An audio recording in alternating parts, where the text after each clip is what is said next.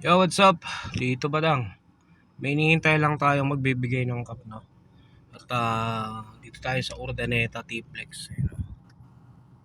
Yan, medyo matagal, mga 10 minutes na yata eh.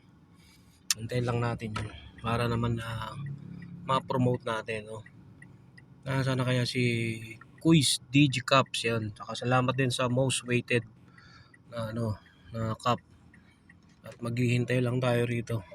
Baka abutin tayo ng mga 3 araw. Kaya hintay-hintay lang. Kung matagal pa yata siya eh.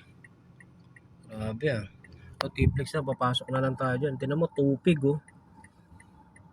Sabi ng taga Manila, pabili nga ng tubig. Kala niya tubig, puta binigyan ng tubig. Hindi ko yung iniinom. Ginang-inangan. Tubig yun. Putang ina, laki ng bus oh. Ito kami sa kanto eh. Siguro kita naman kami yan. Kaya, tagal lang. Nasaan na ba yun? Tagal oh, hinihintay namin dito. Yan. Mga ano pa. Ang araw talaga to.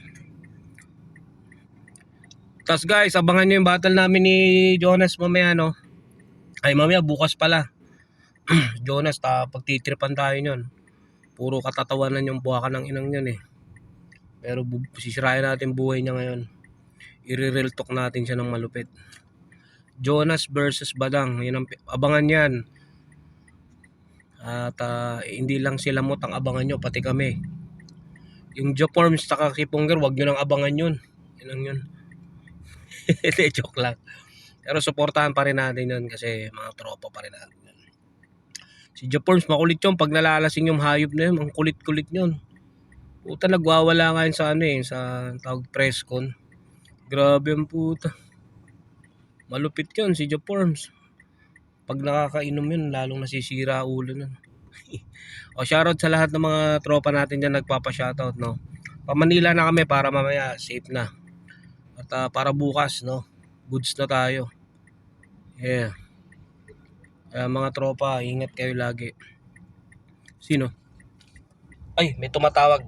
At may tumatawag na mga kapatid. Teka lang.